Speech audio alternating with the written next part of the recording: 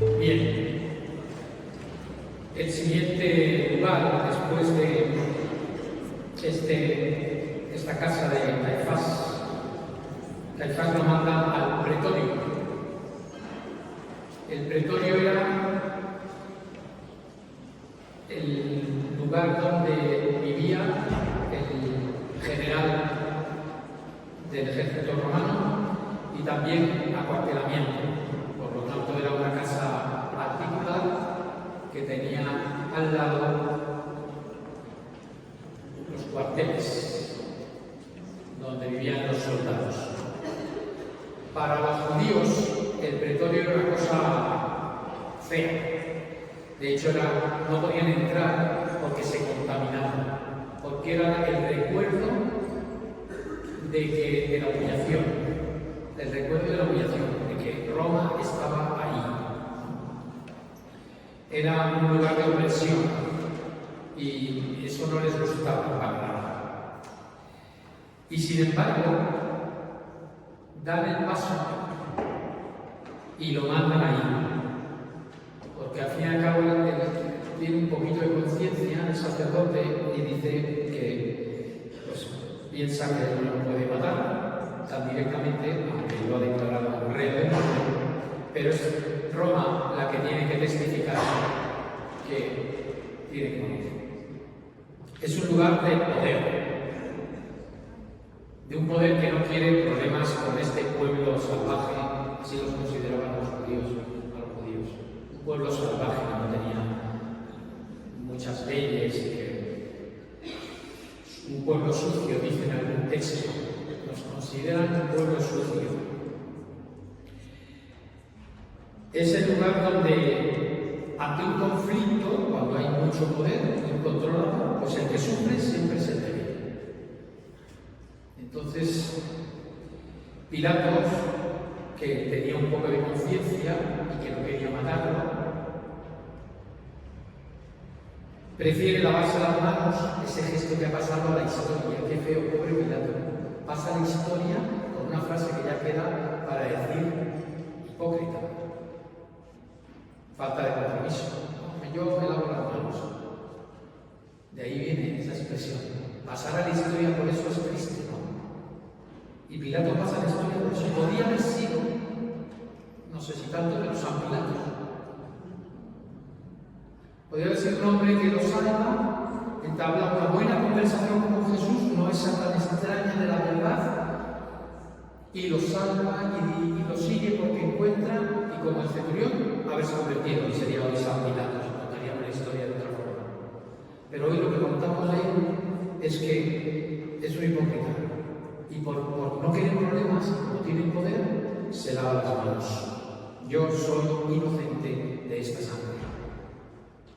Si la sangre hablara, dice, creo que San Agustín, esa sangre clamaría tu nombre como asesino. Y así es. Es el lugar donde la estrategia, los intereses políticos, la falta de que no me importa, esa falta de que no me importan los demás, este pueblo no me importa, pues termina con la muerte de un inocente.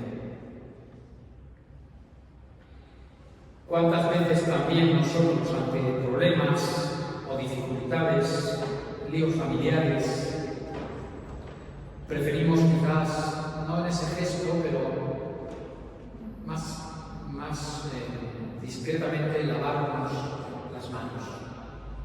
No me quiero meter en esto.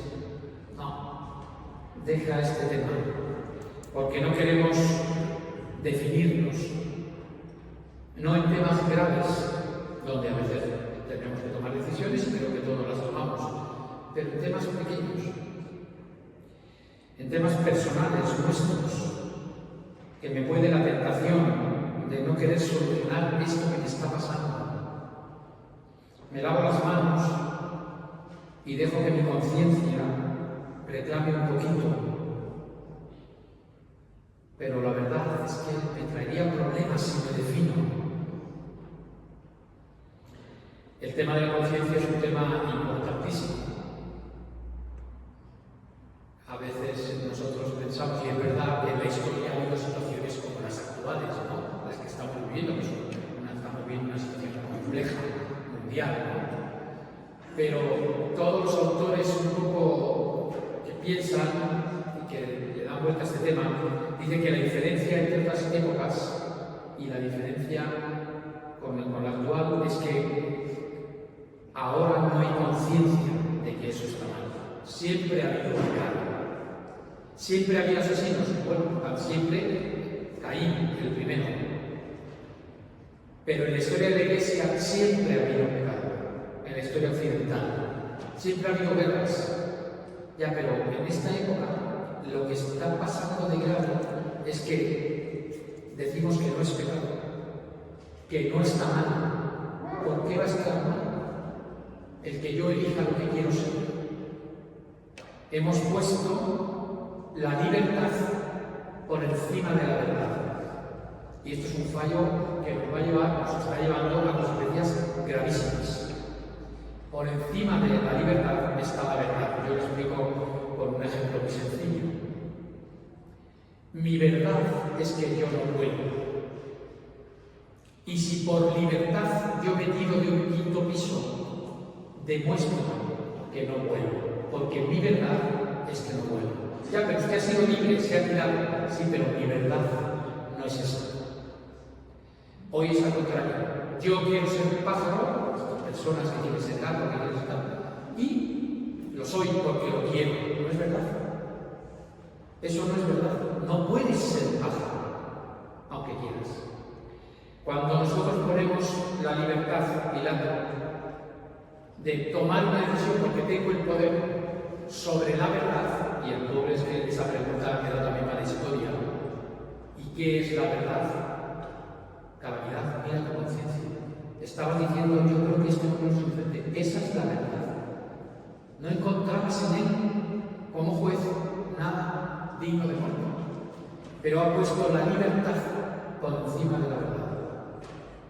Y esto es el fallo de hoy. Pero en nuestra conciencia debemos, siempre los autores griegos, que son de donde la Iglesia toma el concepto de conciencia, es formarla e informarla, las dos cosas. O sea, informarla es darle materia y luego formarla fuerte, como el barro que metemos al horno, para que sea auténtica. Formar la conciencia, que es, nosotros lo tomamos de los griegos, como digo, ese concepto, y la Iglesia dice que la conciencia es el lugar íntimo donde Dios habla al alma. Ese, los animados, ese angelito que tenemos aquí y el demonito que tenemos aquí, en la película famosa esa, pues el angelito es la conciencia. Dios me habla y me dice, eso está mal. Yo siempre decía, mira esto. El problema no es pecar, no es caer en el pecado de lo que sea. El problema es no reconocerlo. Si yo hoy digo, no, yo lo sigo reconociendo, estás muy bien, ya, pero estoy pecando, pero estás muy bien. Porque lo sigue reconociendo. El problema es cuando la conciencia ha sido tan golpeada, que pasa como los perrillos, ¿no? Que cuando cada vez que ladra le damos un periódico, pues al final el perro, la famosa tesis de Pavlov, psiquiatra, psicólogo, el sociólogo, el perro al final no ladra. Porque dice, si cada vez que ladra me cae el periódico, mejor no ladra. La conciencia es eso. Si cada vez que me reclama digo que no, pues la conciencia final dice nada, no dice nada. ¿Hay algo en mi conciencia? Y esta es la pregunta, ¿no? Esa es la pregunta que nos tenemos que hacer siempre. ¿Hay algo en mi conciencia que estoy golpeando? En la que estoy golpeándola y quizás me está llevando a lavarme las manos. Hay una frase, ¿no?, que dice, hay que actuar en conciencia. Pero para eso, como digo, formarla e informarla. ¿Qué es lo que mira? Aunque lo sabía, por lo tanto la tenía informada, no la tenía formada porque fue blanco y al final cede a la muerte de Jesús. Evitemos de nuestra vida el lavarnos las manos. Hay que brindarse con las cosas. Don Bosco tiene un dicho para la formación de los adolescentes que es muy bueno, que yo aplicaba porque si no te vuelves loco. Yo llegué a tener 250 seminaristas entre 16 y 20 años, ¿no? Imagínate. Y el principio es: no luches todas las batallas. Elige la batalla que quieres luchar y lúchala hasta el final. Bueno, pues cada uno tiene que tener las batallas que quiere luchar. En mi casa esto se lucha. Y otras cosas, no luches todas las batallas. Quiero luchar que no dejen los calcetines tirados sucios ahí los adolescentes, lúchalo hasta el final. Pero si es una batalla que eliges que no es batalla, no la luches. Porque te vas a desgastar, son tantas cosas que hay que luchar que mejor elegir. Saber elegir las batallas en las que tengo que tener claro que lo que me dice la conciencia, eso no puedo transar con eso. El pretorio nos enseña eso. Siguiente lugar es el palacio de Herodes. Estos dos, el sacerdote y Herodes, que eran enemigos y Pilatos, todos peleaban por el poder, se lo envían uno a otro, ¿no? A ver. Al saber que pertenecía, dice Lucas, a la jurisdicción de Herodes, lo remitió a él, que se encontraba entonces en Jerusalén. Este Herodes es un personaje que cuentan de él, por la historia, que era un personaje nefasto, un personaje lujurioso, blasfemo, totalmente sin normas morales de ningún tipo. Su casa, su palacio, era un lugar donde se daban las fiestas más horribles que se podían dar, con toda clase de desenfreno en todos los campos. Pues era un tipo interesante. Por lo tanto, su lugar es el lugar de la fiesta, la fiestucha, ¿no? La risa tonta, el querer destacar por hacer la tontería mejor. Un lugar de superficialidad, de mundanidad, diría el Papa, donde todo es entretenido, solo creo para las cosas entretenidas, que no entren aquí los problemas, lo frívolo. Un lugar donde el otro es solo motivo de entretenimiento. Y ahí se permitía burlarse, se permitía reírse unos de otros. Dicen que llevaban personas deformes con enfermedades para que hicieran espectáculos. Se cuentan los historiadores. Un lugar delirante, que da vergüenza, ¿no? Cómo la humanidad puede llegar a rebajarse a eso. Y fíjense lo que dice el Evangelio de Herodes. Dice que se alegró de verle porque hacía tiempo que buscaba encontrarse con él, para verle hacer un milagro. ¿Ven? Espectáculo. Había huido, ha multiplicado panes, ha sanado a enfermos, ha resucitado. Dice, me encantaría verlo.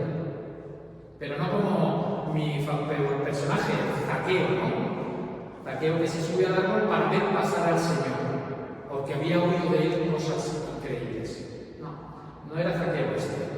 Este era por reírse, por tener un espectáculo más para sus festuchos, la gente que estaba ahí con él. Dice el Evangelio que le hacía preguntas, pero que Jesús calló y no respondió ninguna. ¿Qué habrá visto Jesús? En el ambiente, me imagino lo que ha visto. Y ya de entrada, todo un Dios totalmente puro entrar en un sitio así, e incómodo para Jesús y fuerte. Había entrado en casa de pecadores. Había tenido contacto incluso con una prostituta que le había puesto ahí como pecadora y no tuvo miedo a cogerla y perdonarla. Pero entrar en un ambiente de esto tan degradado para el Salvador tuvo que ser algo terrible, ¿no? ¿Qué habrá visto en el corazón de Herodes para no hacer ni decir nada? Y ahí empiezan las humillaciones. Porque como no hace espectáculo, pues hay que hacerlo nosotros.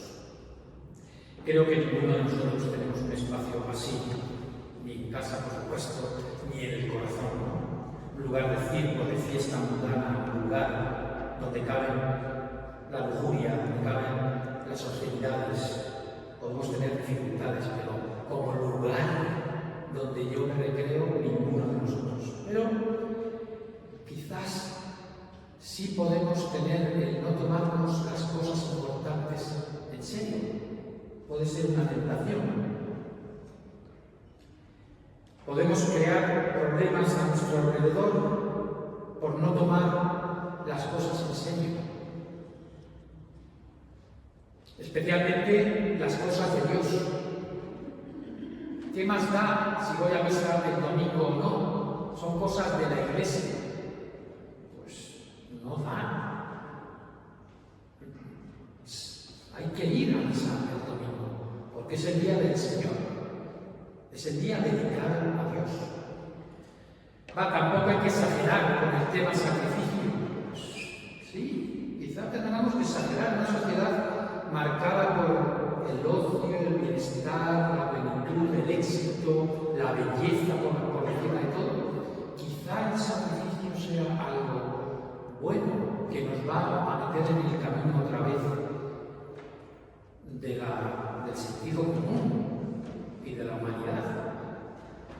El qué más da con las cosas de Dios, de la Iglesia, pues estamos, con esa pequeña cosa, estamos poniendo en juego cosas muy grandes, como es la salvación mía y de los que me rodean.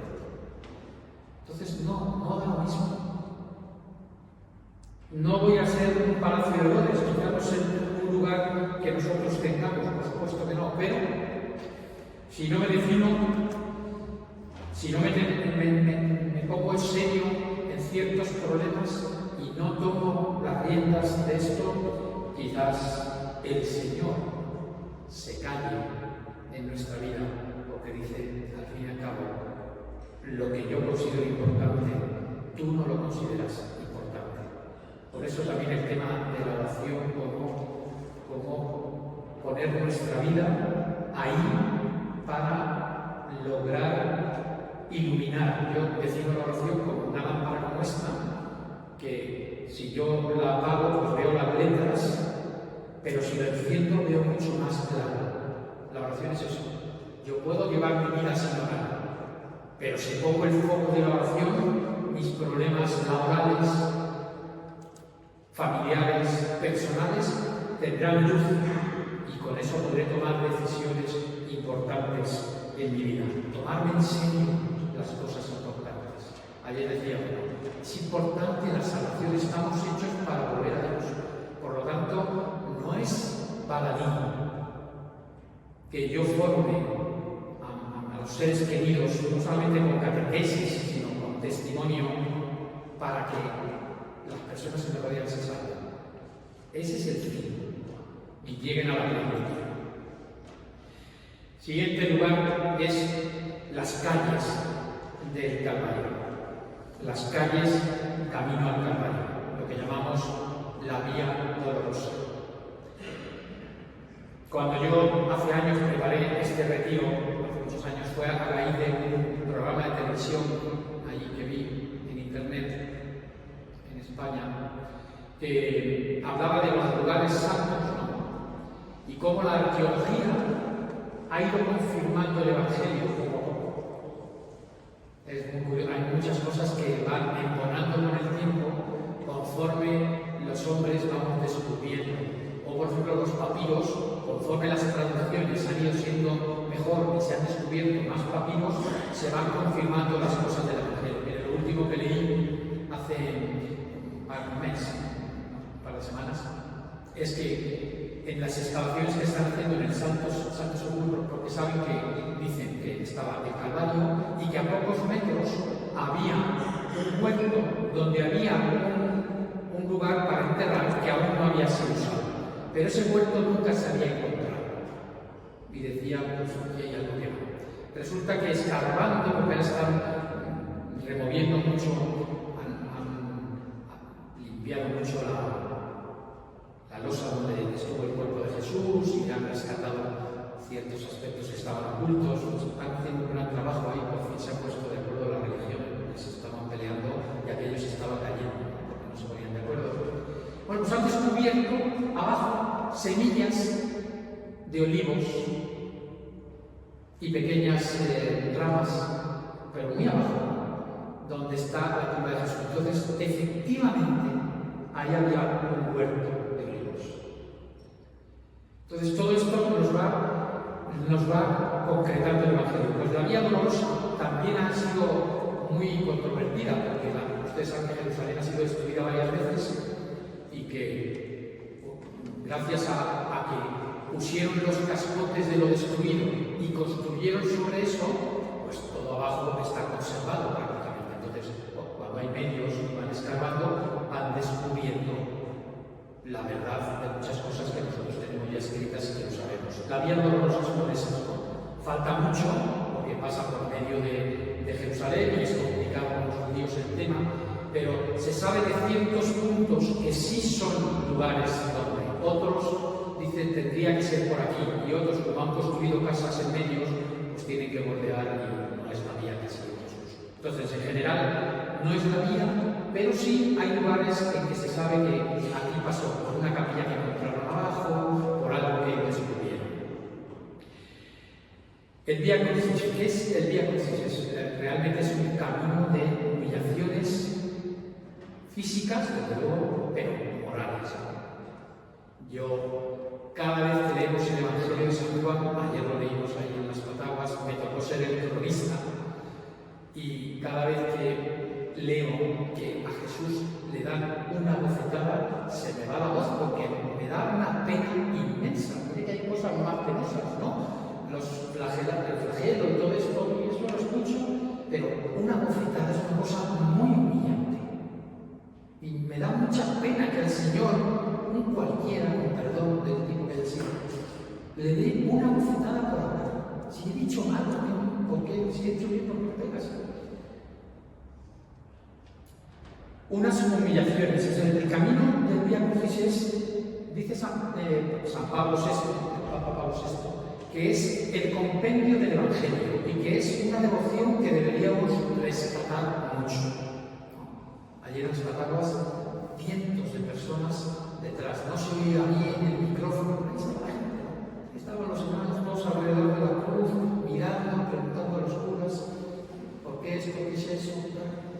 Debemos retomar este Vía Crucis porque nosotros en nuestra vida es un Vía Crucis también.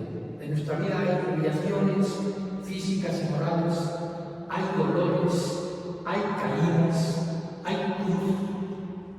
Y en nuestra vida también hay presencias increíbles. María, las mujeres que seguían a Jesús, el Cireneo, la Verónica, gente que está ahí. Este es el Vía Crucis es nuestra vida. De hecho, uno de los ejercicios que se pueden hacer es haz tu propio Vía Crucis en tu vida. Escríbelo. O un ejercicio en pareja. Hagan su propio Vía Crucis de su vida. Cuando se casaron, qué maravilla, la novia entrando guapísima. Y aquí podemos discutir, todas son las más guapas, claro. La mía no es más guapa, la mía. Qué momento, ¿no? Ya, pero cuando tuvimos aquel primer problema y cuando pasó esto, la vida es un Vía Crucis, y de estas calles del Calvario, el camino al Calvario, podemos sacar mucha enseñanza de Jesús. No sé, la dignidad. El hecho de que vaya callado, eso da dignidad a Jesús. Cuando el mal ladrón increpa a Jesús y le dice, pobrecillo, estaba sufriendo, ¿no? Y estaba mal, el pobrecillo. Pero cuando vemos a Jesús digno, ese cuadro que le llamamos el Cristo Legionario, está Jesús así medio de lado, es un cuadro que está en Nueva York, en un museo, y es Jesús de cuerpo entero ante Pilato. Está con la túnica, cuando está hablando de qué es la verdad. Qué dignidad de Cristo ante las caídas incluso. ¿Cómo sufro yo las humillaciones morales que sufro, que pueden hacerme la gente en mi trabajo, en la prensa que hoy es el altar máximo donde podemos ofrecer víctimas de todo tipo y el mayor, diríamos, juicio que se puede hacer? ¿Cómo sufro yo eso? ¿Con qué dignidad? ¿Con qué fortaleza? Cristo fuerte, porque después de los latigazos, ese camino de la cruz, y después la cruz, y sin embargo se mantuvo fuerte. ¿Con qué fortaleza moral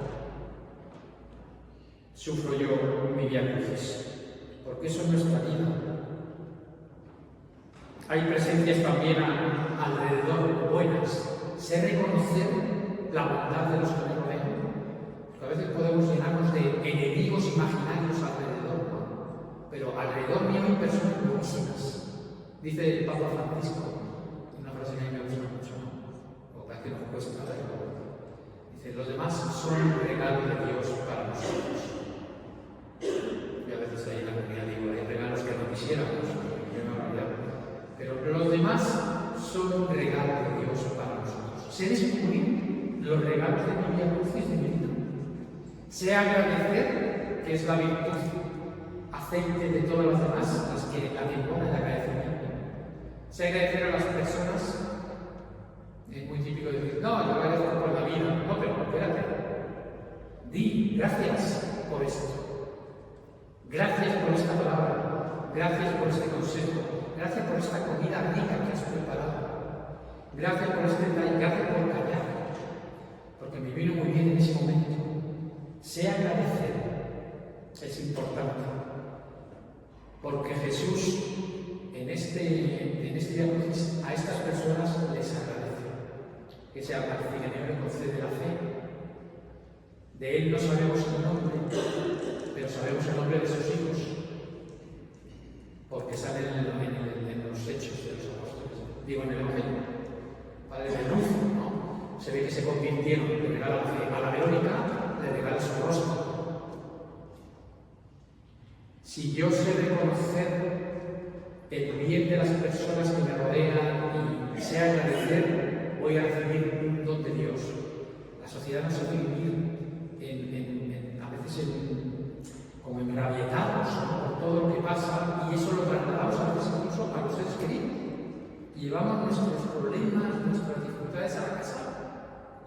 Y no somos capaces de reconocer, caray, en mi casa qué necesita. Caray, esta persona me está apoyando, porque tiene sus defectos. Aquí, el que sea perfecto que levante la mano. Todos tenemos defectos, pero sé reconocer los valores del otro, sé agradecer y valorar cuánto y cómo agradezco.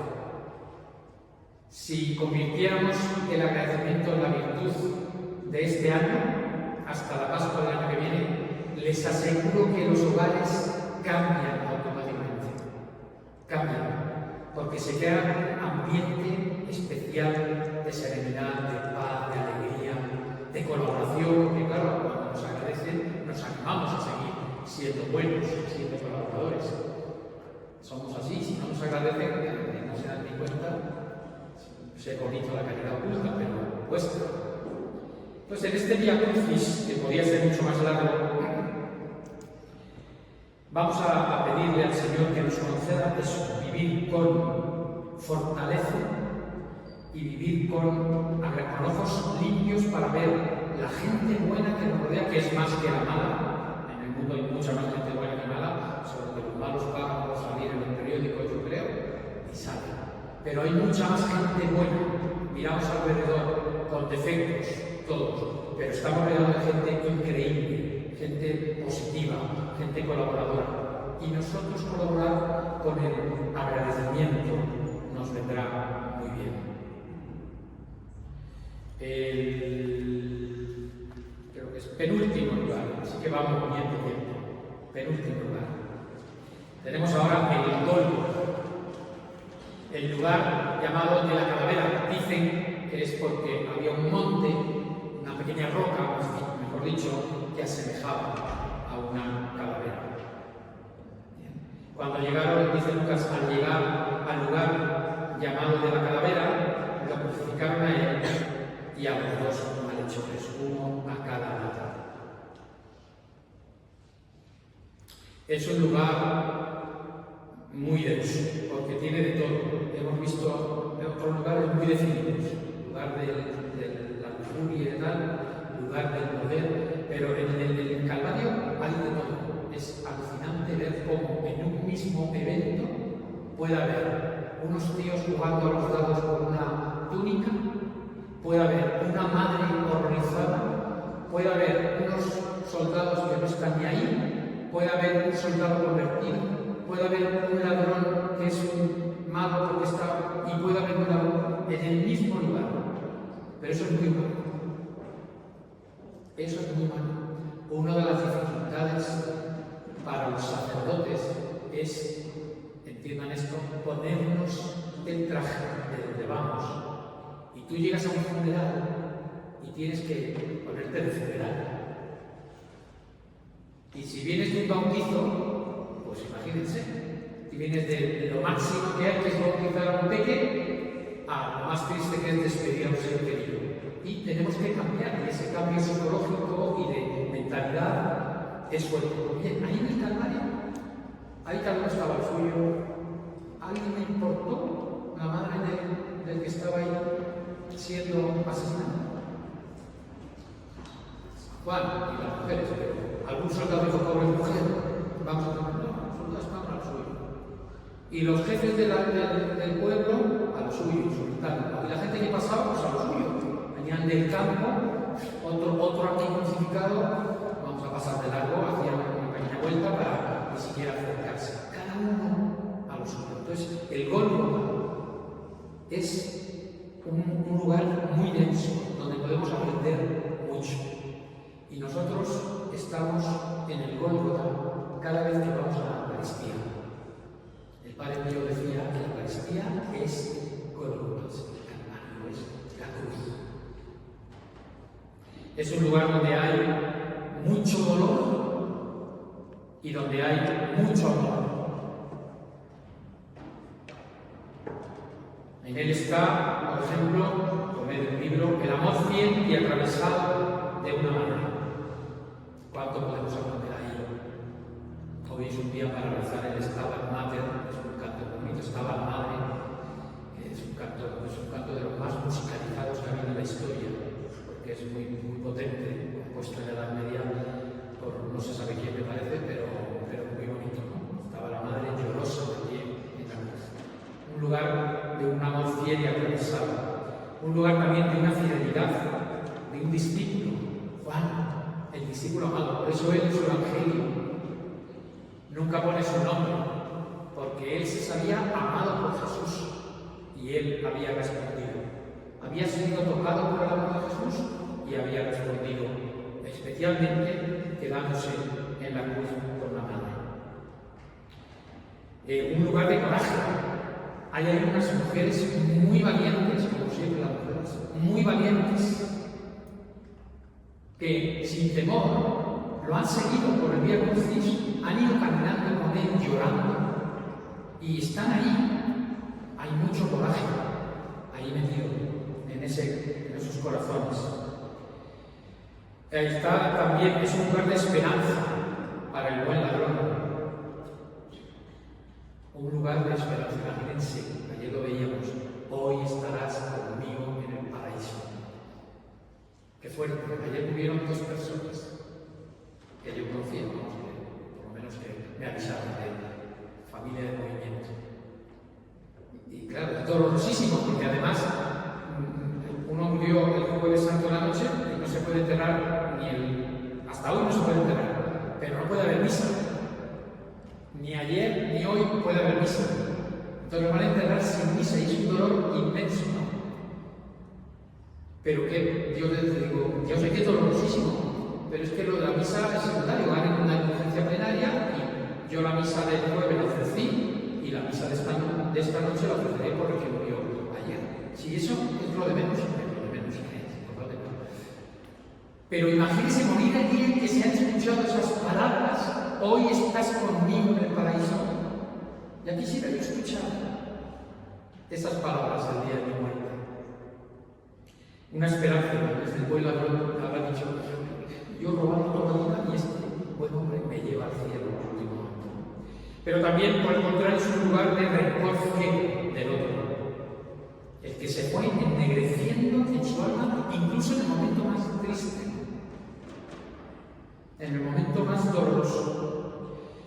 También es un lugar de fe. El centurión adquiere la fe, porque dice que vio salir sangre y agua. ¿Cuánta sangre y cuánta agua habrá visto salir? Sin embargo, dice verdaderamente este era el Hijo de Dios. Es un lugar también, fíjense, de indiferencia, los que están repartiéndose las ropas. Y es un lugar, por último, de una muerte digna. Dolorosa, terrible, que no quisiéramos que se volviera a repetir en nadie, pero es una muerte digna. Jesús muere dignamente. Al final dice: en tus manos, Padre, encomiendo mi espíritu. Y exhalando, entregó su espíritu. Acuérdense de esa película de la Pasión y cae la gota del ojo de Dios, la lágrima de Dios llorando la muerte de su Hijo encarnado. Pero muere dignamente cumpliendo. Hay demasiadas realidades como en nuestra vida.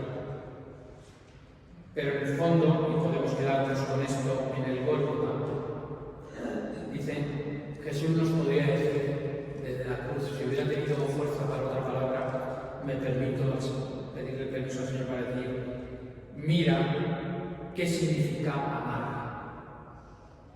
Mira qué significa amar. Ayer algunos señores salieron felices porque dije lo de mujeres, sométanse a sus maridos. Y los señores estaban todos, no que no, cariño, pero es que la segunda frase la guardé para hoy. Maridos, amen a sus mujeres como Cristo ama a la Iglesia. ¿Qué es peor, señoras? Someternos una temporadita. Porque ¿cómo ama Cristo a su Iglesia? Muriendo por ella, sufriendo por ella todas las difamaciones, todos los pecados.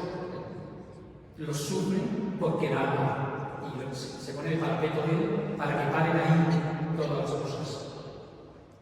Maridos, ¿son capaces ustedes? Yo también estoy esposado con la Iglesia, dice la teología, de morir por sus esposas. Pero realmente morir. Y no digo, claro, si la salvarla en un momento en que tropieza en un coche, no. Morir en el día a día. Por ejemplo, cerrar esa boquita maravillosa que Dios nos ha dado. Eso es morir. Cuando la... Por ejemplo, apuntar las fechas de aniversario que no se les olvide. Yo sé que a las mujeres les duele mucho eso. Me lo cuento. Tantas cosas que podemos morir en el día a día. Entonces, Jesús, ¿cómo ha muerto Jesús? Podemos ver esas cualidades. Amor fuerte, amor entregado, fiel, con coraje, con esperanza. ¿Somos capaces de amar así? Leamos la carta a los Corintios y veamos el himno de la caridad. Durísima. Les voy a leer un poema que escribió José María Pemán, que va a ser mártir en España. José María Pemán fue un escritor católico español muy bueno y que lo asesinaron. Y él tiene libros, poesías muy buenas. Y escribe al Cristo de la Buena Muerte, que es el que lleva a los legionarios militares a nosotros. En España, que es una ceremonia muy bonita, se llama el Cristo de la Buena Muerte porque los legionarios se llaman los novios de la muerte. Y entonces ellos procesionan a ese Cristo. Y José María Pemán, viendo procesionar a ese Cristo, escribió: Señor, aunque no merezco por la muerte que has sufrido, escucha lo que te ofrezco y escucha lo que te pido. A ofrecerte, Señor, vengo mi ser, mi vida, mi amor, mi alegría y mi dolor. Cuanto puedo y cuanto tengo, cuanto me has dado, Señor. Y a cambio de este alma llena de amor que vengo a ofrecerte, dame una vida serena y una muerte santa y buena, oh Cristo de la buena muerte. Nosotros ofrecer nuestro amor y a cambio Dios, ofrecerlo en la casa, en la familia, en el ambiente que vivimos, nos va a conceder el don, que es una vida serena y además una buena muerte, acompañados de